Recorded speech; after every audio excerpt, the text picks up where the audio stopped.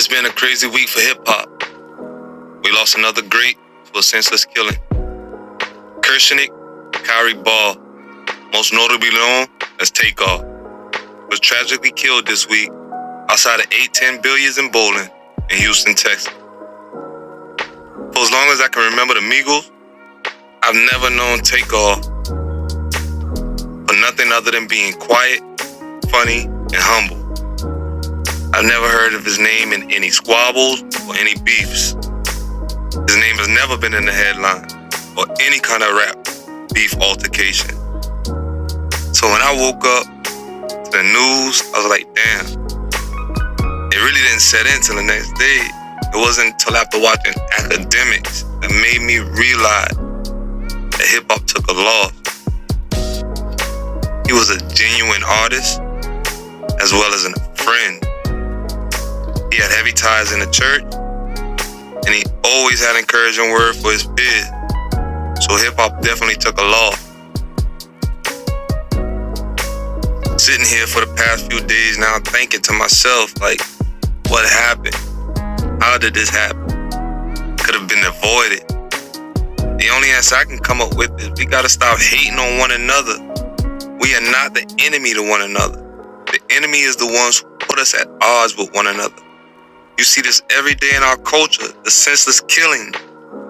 This one beefing with this one over this. They don't know each other, but yet they're a threat to one another. How is that possible? It's all possible through these ego-driven media vultures who want the attention and the likes on Twitter and the gram. But they're only part of the blame. The bigger bulk of the blame goes to the record labels and these big TV media outlets. They the ones who paint the narrative for the impressionable minds in today's culture. And the record labels and the TV media outlets are capitalizing off of the carnage left behind in our community. And the record labels love when you put in a song how much you hate this nigga and how much you gonna do this to this nigga and do that to that nigga, because it feeds their family. And it's how their family sleep at night while ours mourn at gravesite. And I apologize, fam. I got a little bit off topic of what I wanted to talk about, but it all correlates with my message. I mean, the way Takeoff life was taken, it's a bitter pill to swallow. Hours before this, you can see him and his uncle fellowship together. He literally took his last puff with his uncle in the moment, not knowing that his life would be taken. His whole demeanor seemed relaxed and chilled throughout the entire night till the argument. He's only seen looking to see what's going on. He's not even in an aggressive manner. Quavo's arguing with an unknown person about basketball and was like, I don't care about no basketball. Man, y'all done see me play basketball. Don't play with me like that. Man, hey, let's go. Or I'm fixing to hurt somebody. He's seen walking off and then a punch is thrown by someone. Right when that happened, Takeoff is shot. There's a guy in all black shooting at a guy in a green hoodie. Just seconds later, there's a barrage of bullets, all being fired back at the guy in black. I'm one who's happy to say I didn't even get a chance to see the video of Takeoff's lifeless body on the ground. But what I did get a chance to see were no signs of remorse from the accusing party as they walked past his lifeless body, fam. This says a lot about the state of our culture. It's been a long time coming, and now the time has finally come that God is now awakening the eyes of the deceived so that they may see the works of the wolves who call themselves sheeps. And you got a lot of these wolves out here, family, they running around.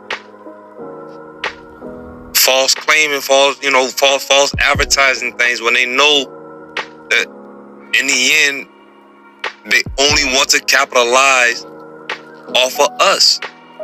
We gotta realize that, man. We got to. These record labels, they've been exploiting the artists for years. And now it's finally on the national stage. And what actually helped me to see the light of this was Charlamagne the God's interview with, what is his name, Fire Cohen? I'm not even gonna go into full detail of that interview because you can go check that out for yourself. But what I will say is that They make money off of black exploitation in the industry. They paint the narratives of what you should look like and what you should sound like and what you should say. Because that's what sells and puts money in their pocket. That's their families. You see what I'm saying? You're taken away from their family if you don't follow that order. So they want you to talk about drugs, sex, money, and murder so that the seed is planted. Then the media outlets now creeping and play their part. Because now they televise that shit. You see what I'm saying? They televise you with the cars and the jewelry. They televise you in the videos about the sex, the money, and the drugs. This is what they show the world every day. They show the world how we at war with each other. Because see, when you paint that picture and you give that picture to a person, and that person sees this picture every single day, that becomes a part of life. You can't take that away. And what the media is doing, they're separating us. They're separating the haves from the have-nots. They're causing a discourse. And we got to wisen up. The first part of that, I did right. And the rest of this is just me going off of what's in my heart. Because as a community, we're failing each other. We're dying left and right. We're killing each other for senseless things. That happened over what? Talking about basketball? Over a dice game? Which I'm sorry, I don't gamble. But if I was a millionaire, I don't think I would involve myself around that to begin with. But I'm not saying that they don't have the right to go and enjoy themselves and be free in this world as they should be. I'm just saying the things that we're fighting over, we gotta do better. Because if we don't, we're heading nowhere extremely fast. I have sons out here that I know I have to start doing better so that they start doing better. Because see, they're only going to soak up what they see I do. They're only going to take in what they see I do. So me, I'm going to have to get better so that they be better. Because if we don't, I'm sorry to say, we're going to become extinct. Let that sink in.